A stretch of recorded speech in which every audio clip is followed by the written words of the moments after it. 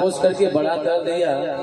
तेरा हर ख्याल बचपन से अब तक उसमें उन्होंने रखा, यह कम नहीं था, ये बहुत कुछ नहीं है।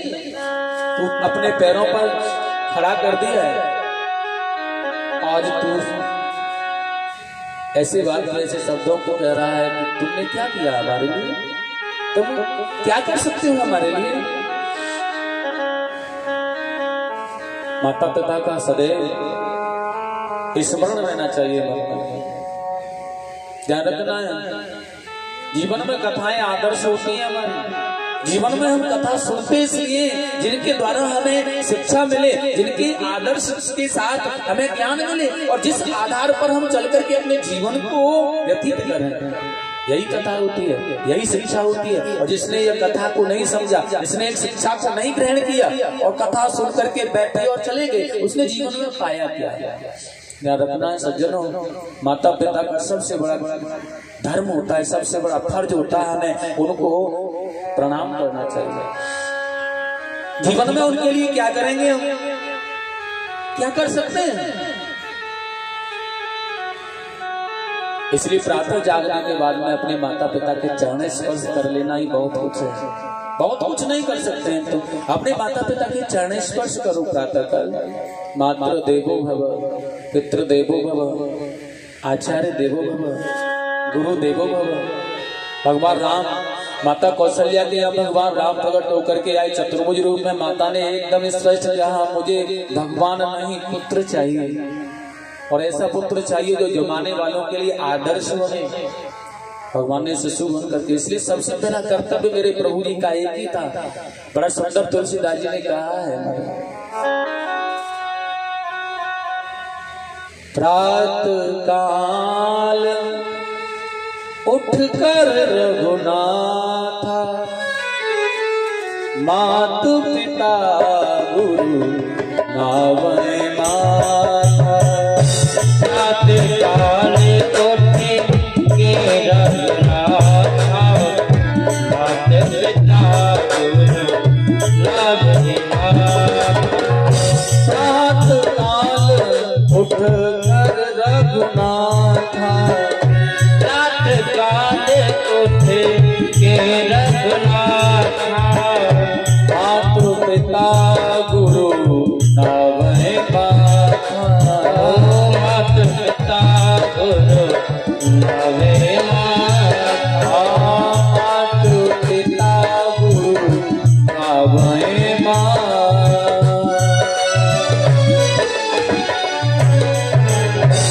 सबसे पहले उठने के बाद, जागने के बाद वो अपने माता पिता गुरुदेव के चरणों में वंदन करते हैं। ये सबसे बड़ी शक्ति है हमारे पास, माता पिता वंदन, गुरु वंदन। अगर इनकी कृपा है ना, इनकी कृपा बरस रही है, इनका ध्यान हमारी तरफ है, इनकी दुआएं, इनका आशीर्वाद है, तो भगवान को भी मिलने में देर नहीं लगती है।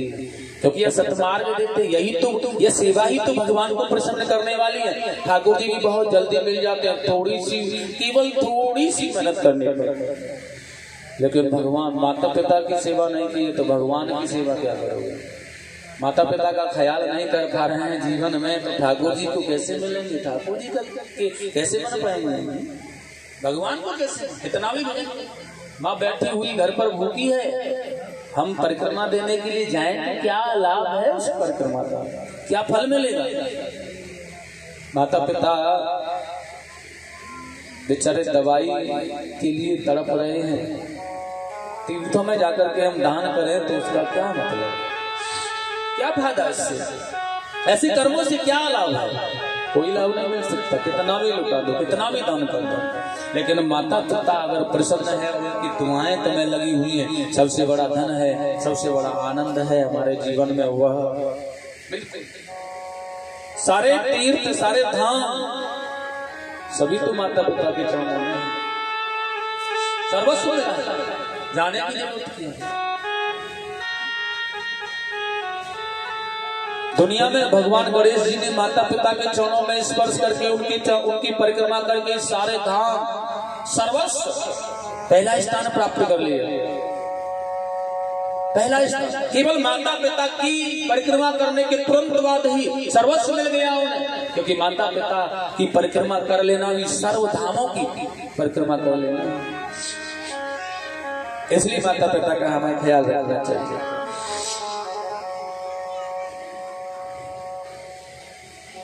ठाकुर जी ऐसे नहीं मिलेंगे। ठाकुर जी के मिलने के लिए सेवा करनी है तो माता पिता, और वही बात मैं आपको बताना जा रहा हूं, माता ने पुत्र का ख्याल किया। जिसके यहाँ भगवान पुत्र बने हुए हैं वो माता कितनी प्रसन्न होगी। जबकि संसार में मैंने बताया है एक ईश्वर का अंश रूप पुत्र हमें मिल रहा है, यहाँ पर तो उसका कितना बड़ा ख्याल कर रही है मैया, सर्वस्व लुटा देती है अपना, स्वयं कितना भी कष्ट पाले लेकिन मेरा पुत्र प्रसन्न होना चाहिए। और यहाँ तो माता अनुसुईया को साक्षात परम ब्रह्म परमात्मा मिले, अद्भुत क्रिया है। और ये देवियां हैं बड़ी प्रसन्न होती हुई नारद जी से पूछ रही हैं, नारद जी ये बताओ कहाँ पर गए हैं भगवान। नारद जी ने कहा मैया आपने जहाँ भेजा था वहीं गए हैं, जाकर के देख लो। लेकिन समझ में नहीं आया नारद, तो ये पहेलियां आप मत कीजिएगा, हमें स्पष्ट बताओ कि भगवान कहाँ मिलेंगे, आपकी पिताश्री कहाँ मिलेंगे। ब्रह्माणी ने कहा, नारद जी ने कहा मैया पिताश्री के विषय में तो सबसे ज्यादा तुम्हें पता होना चाहिए, क्योंकि ये बिल्कुल सत्य है। माँ को बता करके पिताश्री जाएंगे कहीं जाएंगे, लेकिन नारद जी से देवियों ने कहा तुम उपहार से कुछ ज्यादा कर रहे हो नारद। साथियों अब नारद जी ने मन बना लिया है और भेज दिया है तीनों देवियाओं को, माता अनुसुईया के यहाँ जाकर के देख लो तुम्हारे पति मिल जाएंगे।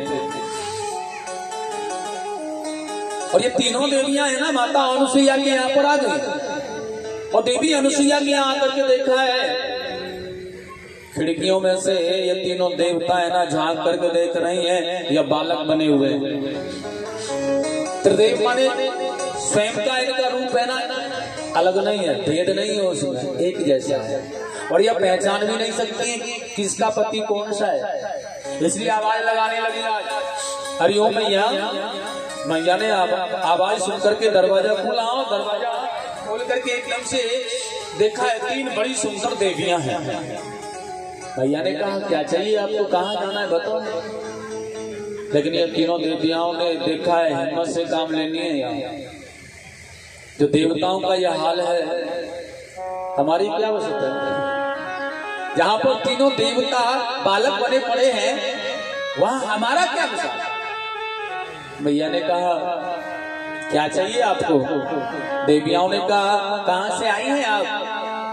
माता ने बड़े सुंदर शब्दों में सजोया है। तीनों देवियों ने कहा मैया हमें आप एक बात बताएंगी, ये तीनों बालक तुम्हारे पास में हैं, ये किसके पुत्र हैं।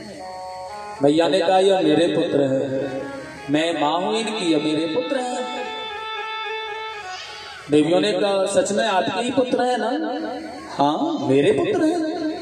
अब तो लेकिन तुम कौन हो, क्या चाहती हो तुम। देवियों ने कह दिया जब ये तीनों तुम्हारे पुत्र हैं ना भैया, तो हम तीनों तुम्हारे पुत्र वधू हैं। अब समस्या सामने आती है, क्या हम अंदर आए हैं। माता अनुसुईया ने देखा है बड़ा अच्छा समय है, सुंदर सुंदर देवियां हैं, पुत्रों के लिए बहू ढूंढने के लिए जाना भी नहीं पड़ा, यहीं आ गया, अच्छी बात है। इसलिए अंदर आने के लिए आग्रह कर रहे हैं, आ जाए क्या मैया अंदर। माता अनुसुईया ने कहने में बिल्कुल देर नहीं की है, यह घर तुम्हारा अपना है, अंदर आओ चाहे बाहर जाओ, मुझे क्या लेना देना। मैं क्या कह सकती हूँ, जब पुत्र वधू हो तो तुम्हारा ही तो घर है, आ जाओ। बेचारी अंदर आ गई, लेकिन अंदर आने के बाद में देखती हैं अपने पतियों की तरफ तो कुछ नहीं मिल पाता। यह माता अनुसुईया का स्थान है, यहाँ इनकी माया नहीं चलेगी, उसकी चलेगी। बहुत समय तक ये यहाँ पर बेचारी चौका बर्तन झाड़ू पोछा करने लगी। ये देवियां वैकुंठ में रहने वाली यहाँ पर झाड़ू पोछा कर रही हैं माता अनुसुईया के आश्रम पर। और बाकी में माता अनुसुईया ने देखा है 3 बहुएं मिली हैं हमें। अब जिस सास के पास 3 बहू हो वह फिर भी अगर लगी रहे काम में क्या फायदा। इसलिए अपने बच्चों में लगी रहती है मैया, बड़ा दुलार करती है उनसे। बहुएं काम करती हैं। बहुत वर्ष हुए बीते, अत्रि मुनि पर आए। देखा अत्रि मुनि ने बालक तो है पहले वाले, लेकिन ये 3 देवियां और आ गई यहाँ पर। अनुसुईया से कहा है ये बताओ कौन है ये? माता अनुसुईया ने कहा है, उनकी तरफ इशारा कर दिया, ये ससुर हैं, आप इनकी चरण स्पर्श कर लो। भाग करके गई देवियों ने चरण स्पर्श किए। अत्रि मुनि ने कहा क्या है ये? माता अनुसुईया ने कहा स्वामी आपकी पुत्र वधू है। पुत्र वधू? अत्रि मुनि ने देखा है, मुझे लगता है अनुसुईया तेरा मन है ना ये भजन में कम लग रहा है, भजन में कम लग रहा है मन, इसलिए क्योंकि तुम हो ना अब परिवार बढ़ाने में लगी हो। पहले पुत्र फिर पुत्र वधू हैं, लेकिन तुमने एक बार भी नहीं सोचा कि हमारा भी कुछ ख्याल किया होता, हमें भी बुलाया होता, हमारा भी परामर्श लिया होता। पुत्रों को जन्म मिला, कब पुत्र आए यह पता नहीं चला। पुत्र वधुआं शादी कब हो गई इनकी यह पता नहीं चला। वैसे भी शादी हो भी गई, पुत्र इतने इतने से हैं, पालने में पड़े हैं, पुत्र वधुआं इतनी बड़ी बड़ी हैं, ये क्या है कुछ समझ में नहीं आ रहा है। माता अनुसुईया प्रसन्नचित्त है, बड़ा मन प्रसन्न है, अद्भुत भगवान की सेवा चल रही है, इसलिए कुछ नहीं। लेकिन ये देवियों ने देखा यही पति हैं इनके, ये पतिव्रत धर्म की शक्ति जो इनके पास है ना, इसलिए चरणों को पकड़ लिया। आज आकर के प्रभु क्षमा कर दो मैया, हमें जो भी भूल हुई है ना, जो भी गलती की है ना, वो केवल हमने, इसलिए दंड के भागी कौन है? हम हैं मैया। आप इन्हें बेकार में सता रही हो, हमारे कहने से यहाँ आए, आप इन्हें छोड़ दो, हमारे पतियों को दे दो हमें। माता अनुसुईया ने कहा मैंने मना कर दिया तुम्हें तुम्हारे पतियों को देने के लिए, ले जाओ। लेकिन नहीं, हमारे पति है ना जैसे यहाँ आए थे ना मैया वैसे ही हमें बना कर दो, हमारा तो साहस ही नहीं है इन्हें। बहुत ज्यादा रुदन किया है। आज अपने पति देव का कमंडल लिया, माता अनुसुईया ने उन्हीं को ऊपर जल छिड़काया। त्रिदेव माने तीनों देवता अपने अपने स्वरूप में आ गए। देवियां उनके पास में जाकर खड़ी हुई, वंदन किया है अत्रि मुनि अनुसुईया ने। तीनों ही देवताओं का बड़ा सुंदर भाव है। भगवान ने कहा मैया तुम्हारी भक्ति से हम बहुत प्रसन्न हैं, जो भी मांगोगी वही आपको मिलेगा, बताओ क्या वरदान है तुम्हें? माता अनुसुईया ने कहा है आज प्रभु मैंने आपकी सेवा की है, मैं अति प्रसन्न हुई आपकी सेवा करते करते, इसलिए मैं चाहती हूँ आप मुझे वरदान भी देना चाहते हैं ना तो केवल यही वरदान आप मुझे दो, केवल आप मेरे यहाँ पर तीनों ही दे। वैसे तो मैंने सर्वेश्वर भगवान की आराधना की पुत्र प्राप्ति के लिए, लेकिन मैं चाहती हूँ कि आप तुम तीनों ही मेरे यहाँ पर पुत्र बन करके आ जाए। और ऐसा भगवान ने कह दिया, तथास्तु, ऐसा ही होगा। और देखिए समय आने पर भगवान सुखदेव जी कहना है राजा परीक्षित सोम, दत्तात्रेय और दुर्वासा के रूप में ये तीनों ही देवता माता अनुसुईया के यहाँ पधारे पुत्र बन करके। प्रेम से बोलेंगे गोविंद भगवान की, आनंद कंद भगवान की जय जय श्री। यह है माता अनुसुईया की पतिव्रत धर्म की। दुनिया में ध्यान रखना, यह पतिव्रत धर्म की शक्ति थी जो माता अनुसुईया ने भगवान को भी बालक बना के डाल दिया। ठाकुर जी भी, भगवान भी, परमात्मा कुछ नहीं कर पाया, ये तीनों देवियां कुछ नहीं कर पाई। ऐसा सुंदर भाव है, ऐसा अद्भुत भाव माता अनुसुईया का तेज और प्रकाश है, जिनकी गाथाएं हम आज भी गा रहे हैं, आगे भी गाते रहेंगे। और जब तक हमारा सनातन धर्म रहेगा तब तक इनकी गाथाओं को हम यूं ही गाते रहेंगे। ऐसा पवित्र देवी, ऐसा सुंदर भाव माता अनुसुईया का, जो कि बहुत सुंदर भाव है। ध्यान रखना है, माता अनुसुईया का उपदेश है यह संसार के लिए और मैयाओं के लिए। धीरज धर्म मित्र और नारी, आपत्काल परखियो आपत्काल परखियो चारी। धीरज धर्म मित्र और नारी, आपत्काल परखियो चारी। आपत्काल परखियो चारी। ओ हरे राम राम राम हरे हरे, हरे कृष्ण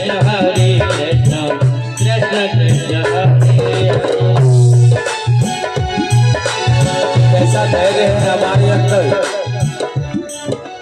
ऐसे धैर्यवान हैं हम।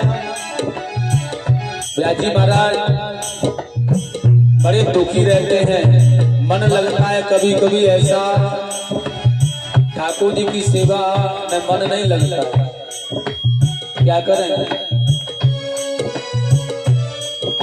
अगर धनवान बनाना हर किसी के बस की बात है तो वह स्वयं बनाने वाला ही धनवान क्यों न बने। इसलिए संसार में जो दिया वो परमात्मा ने दिया है, इसलिए उन्हीं की कृपा समझ करके हमें अपने धैर्य को नहीं खोना चाहिए।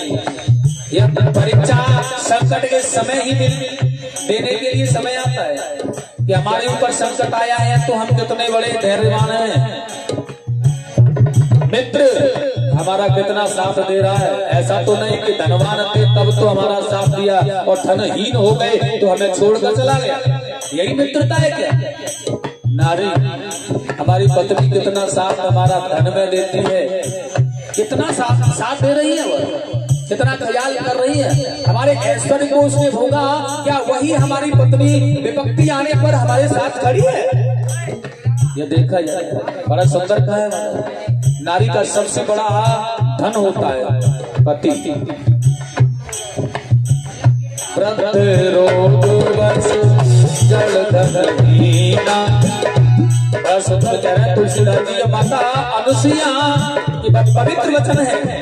जिस समय जब माता सीता को दिव्य ज्ञान दे रही है, वृद्ध रोग बस जल धनीना अंधु बधिर दीना, श्री राम जय राम जय जय राम, श्री राम जय राम जय जय राम। और कह रहे हैं माता सती ऐसे उपत कर किए अपमाना, नारी पाद यम और दुख नाना, श्री राम जय राम जय जय राम, श्री राम जय राम जय जय राम।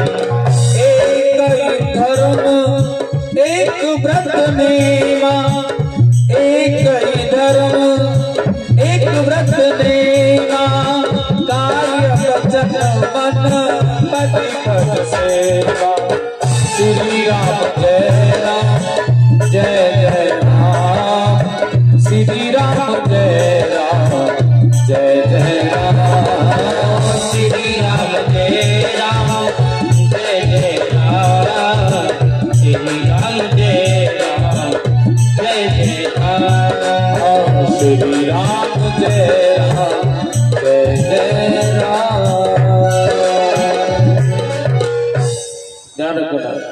कितने बड़े धैर्यवान हैं हम, कितना यह मित्र साथ दे सकता है। यह नारी बता दिया है सुंदर। पतिव्रत धर्म का पालन करने वाली माताओं के लिए पति कैसे भी हैं, लेकिन पति हैं तो उनकी सेवा परमात्मा की भांति होनी चाहिए।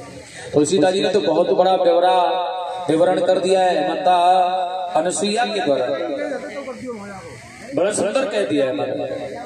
बूढ़ा है, रोग ग्रसित है, जड़ वृद्धि वाला है, धनहीन है, अंधा है, कोढ़ी है और अति क्रोध करने वाला है, लेकिन अगर पति है तो उसकी सेवा को छोड़कर नहीं है, पतिव्रत धर्म का पालन।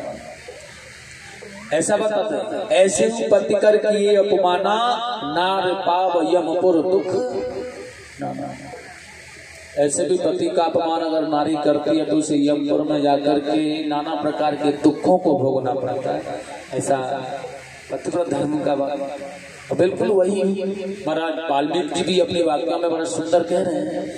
नगरस्तो वानस्तो वाशुभो वा यदि वाशुभ, यसाम स्त्रीणाम प्रियो भर्ता, तासाम लोका महोदया, दुःखशील काम वृंदो वादनर्वा परिवर्जित, स्त्रीणामायं स्वभावना परम देवतम पति। ध्यान रखना है, पतिव्रता नारियों का धर्म है पतियों की सेवा करना, अति उत्तम भाव है। संसार में जीवन का निर्वाह करेंगे। बड़ा सुंदर भाव है, बड़ा आनंद है। प्रेम से बोलेंगे वृंदावन बिहारी लाल की जयकारा जोर से बोलो, थोड़ा मन लगा करता है। भगवान की हम कथा में बैठे हुए हैं, हरि स्मरण। मैंने कहा था ना कि कलयुग में हरि स्मरण ही